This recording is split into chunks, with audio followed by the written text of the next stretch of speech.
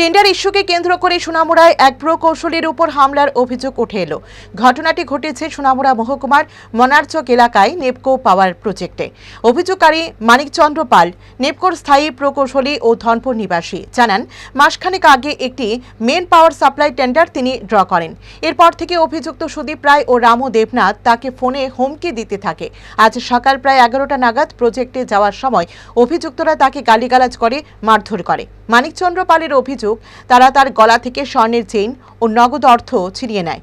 চিৎকার শুনে প্রজেক্টের অন্যান্য কর্মীরা এসে তাকে উদ্ধার করে অভিযুক্তরা তখন পালিয়ে যায়। ঘটনাকে কেন্দ্র করে এলাকায় চাঞ্চল্যের সৃষ্টি হয়েছে।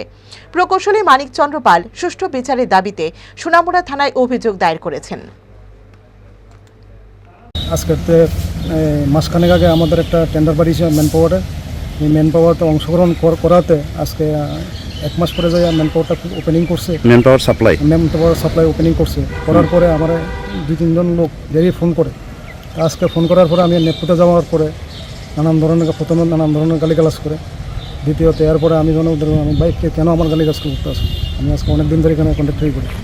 কিন্তু দেখা যাইতে আছে এরপরে সুদীপ রায়ের নামে একটা ছেলে বন্যায়ন, তার বাড়ি, সে আমাকে আইয়া প্রচণ্ড মারধর করার পরে আমার কাছে যে টাকা পয়সা আসলে সব ছিনে লিয়ে জায়গা, সোনার চেইন আসলে এটা লিয়ে গেছে। এরপরে আরও তার সাথে আরও 4-5 জন ছিল এবং তার নাম কি, তাদের একজনের নাম জানি রামু দেবনাথ, আর বাকিটা আমি চিনি না। প্রত্যেকে নিয়ে এসে এবং এরপরে আমার নেপকোর অন্যান্য স্টাফরা আইয়া, আমার অন্যান্য ছেলেরা আইয়া আমার বাঁচানোর পরে আমি বেরিয়ে আইছি। এখন আমি আইসি আপনার কাছে। আমি যখন তার জন্য